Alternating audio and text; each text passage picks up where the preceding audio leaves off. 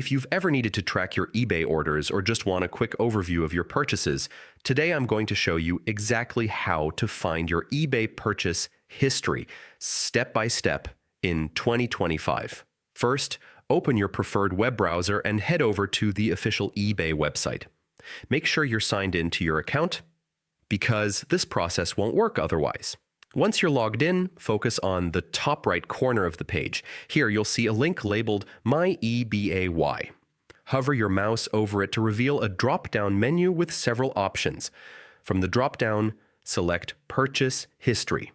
This is the central hub where all your orders are stored. Once you click it, you'll be taken to a page that lists every item you've bought on eBay, including detailed information about each order, dates, prices, shipping details, and the status of your deliveries.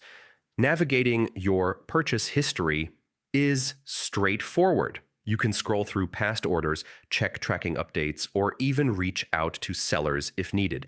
This feature is especially handy if you want to verify receipts, track packages, or just keep your online shopping organized. And that's it. By following these simple steps, you'll always have quick access to your eBay purchase history.